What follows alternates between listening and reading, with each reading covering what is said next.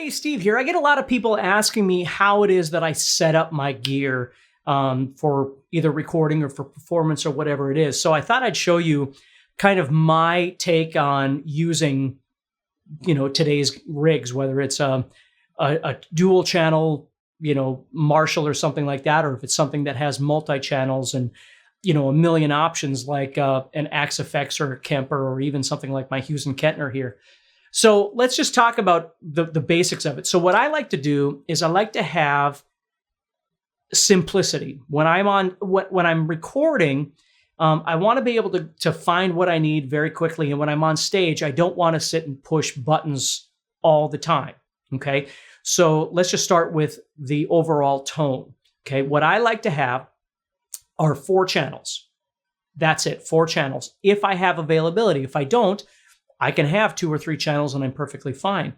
And I'll start with talking about what ideally I'd like, and then I'll move down into the other situations. Okay. So if I had the availability of having 4 channels, what I would do is I'd have channel number 1 be absolutely clean. So if I was playing anything that's, needs a clean tone, crystal clean. Okay. And then channel 2, what I like to do is I like to set that up to be more of a crunch style channel. So it covers most of my rock and roll stuff, whether it's more of a minimal gain to a higher gain, right? That crunch channel will kind of cover it all. Then I need a 3rd channel that covers anything that's heavy. So if I decided all of a sudden I was going to play, Megadeth or Anthrax or Slipknot or whatever it might be, whoever it is, anything periphery, anything in that realm of having heavier tones, I need a channel for that because a crunch channel isn't going to cover it. And then the 4th channel, if it's available, I like to have my 4th channel be my lead channel, which generally just means it's a little bit louder so the sound person doesn't have to deal with turning up my leads all the time. I can take care of those. Now, some sound people, sound engineers, sometimes they like to do it. That's fine. They can take care of it. But if they're not familiar with our set or the music I'm playing or where the solos are, sometimes it's nice for me to be able to have that control. I can hit that 4th channel and it's just a boost in volume. Maybe it's got a little more delay and reverb, maybe not. It just depends on the mood I'm in. But I can control those things myself. So I don't have to worry about, if it's a sound engineer that doesn't know what I'm doing and, they're turning up the volume halfway through the solo because they either didn't know the solo was there, they weren't paying attention, they're getting a drink, whatever it might be. I don't have to worry about them. I can control it all on my own. So ideally, that's what I like to have so I'll show you, like this is my clean channel.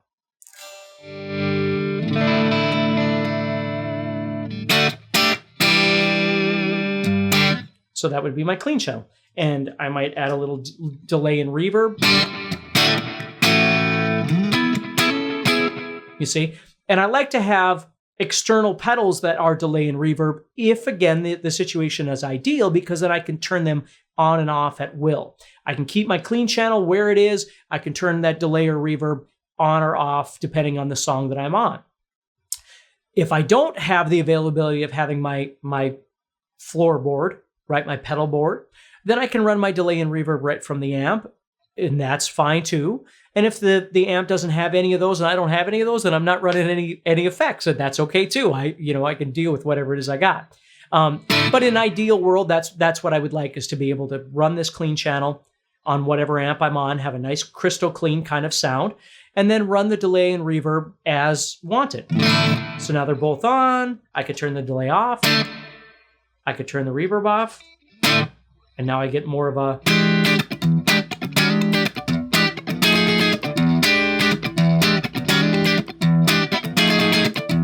And it's just completely dry, right? Turn the delay and reverb on, and now...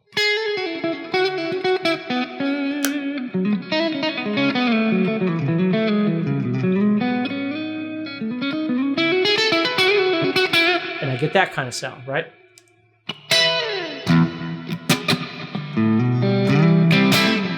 So I can get all those kind of things. So that's how I would run my clean channel. Then I move up into my crunch channel. So the second channel, if I can, whatever amp I'm using, would be set up as a crunch channel. And this is kind of my utility channel. This is where all the good stuff comes from. So with this channel, I set it up so I've got some gain. Okay, but I can always back off my pickup selector, and I can always back off my volume and kind of clean it up.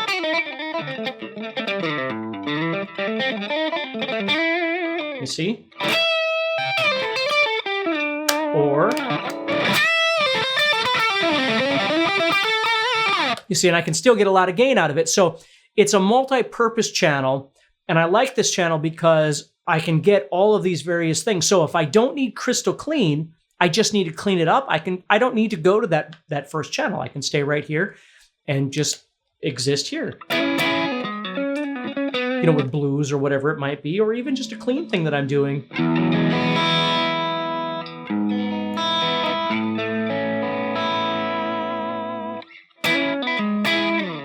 You see? So if I don't need crystal, I can do this. And what I like about this channel is, let's say I'm on stage and I'm doing something and I'm not by my rig, right? I'm not by my amplifier. I'm not by my pedals. I don't need to try and run back and panic and try and always make sure that I'm in front of my amp to be able to switch these channels, because I have a floorboard or a foot controller that has 4 channels on it, if ideal: clean, crunch, and then the other 2 that I just talked about, you know, heavy and then lead. If I'm not near that, it's fine. I can just back this off and play whatever it is that I'm trying to play.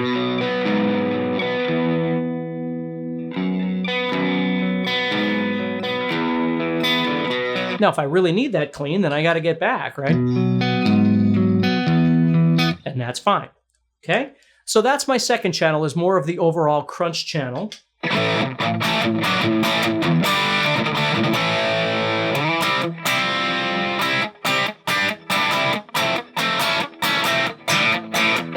You know, where all that stuff lives. Then I move to my third channel. My third channel is just heavier. It's basically my second channel with more distortion.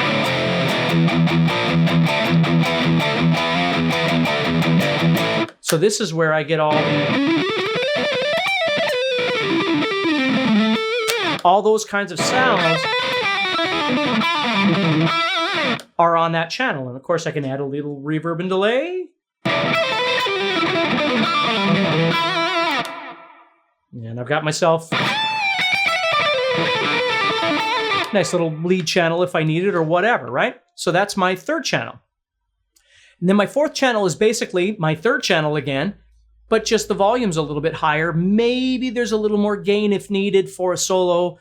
It depends on where I've got my third channel set, and that's how I run my stuff. So there isn't a vast amount of differences, and I've never been that kind of player that tries to dial in, 60 different sounds, and I'm trying to sound like Pink Floyd, right? Or I'm trying to sound like Doobie Brothers, or I'm trying to sound like Judas Priest. I've never been that kind of player. Now, there's nothing wrong with that if you're trying to get exact sounds of all these artists. I've always just been me doing my sounds, playing music by other people. So I just find my comfort level within the confinements of these 2 or 3 or 4 channels that I have, and I play, okay? Where I know, there are players out there that love to get, they'll download sounds that sound like Comfortably Numb, and they'll use that for their solo and that sort of thing. That's too much footwork for me, and it's way too much to think about. I just want to be able to plug in and go play. But I need to have parameters on these channels where if I really do need a clean, I've got it. If I really do need a high gain, I've got it. And then I've got this other channel, my second channel, that kind of covers everything in between. So think about that when you're trying to kind of design your comfort, right? With whatever situation you're going to find yourself in. If I was sitting here doing a live webinar or something like that, these channels still suffice for the sounds that I'm giving you right now. Because if I needed to play something that was clean, I could head over to the clean channel and do that. If I needed to head over for a crunch channel, I can do that. So it still works for the videos that I make and, the live sessions that I do and things like that. I've got another video that talks about, how you'd run it, instead of running into an amp that needs to be loud and all that, how you can run direct out of an amp like this and things like that. There's another video that I've made that you can watch that talks about that stuff if you're interested, but it's kind of off topic. So if that makes sense, that's how I try and run these things. I'm not trying to be 700 other guitar players if I play in a cover band. I'm just being me, finding what's comfortable for me, and then choosing within the confinements of these 4 channels or 3 channels or whatever I've got, whatever's going to sound best for the particular song that we're going to be playing, right? So if I need...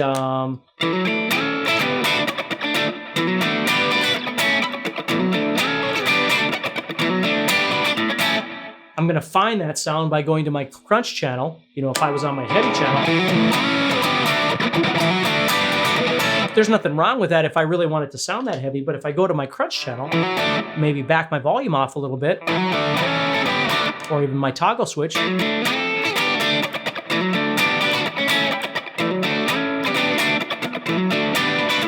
then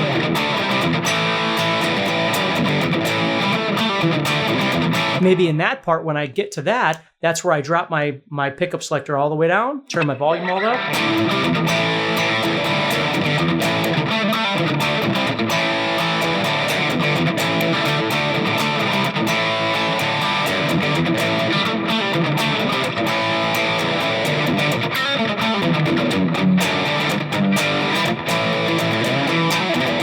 You see what I'm saying? And when the solo comes, maybe I head to the 3rd channel or the 4th channel. You see? So that's all I'd have to do. If I wasn't near my pedal, I wouldn't need to switch. I could just stay on that 3rd or that 2nd channel. I might not be able to do as many tricky things because I don't have as much gain on as I might like, but I can still do all kinds of different stuff with it and I'd be fine. So mine's an all around kind of setting. That's how I try and set all my stuff. So if I'm playing with this band or that band or filling in with this or God knows what it is, this is all very comfortable to me. So if I get up on stage, you know, I'm not going, oh, I need number 432, which is the solo for Comfortably Numb. This is all comfortable. So that's what I'm always looking for. So hopefully that helps you a little bit in thinking about how you might set up your gear. Maybe it's the same as me. Maybe it's completely opposite, and that's totally fine.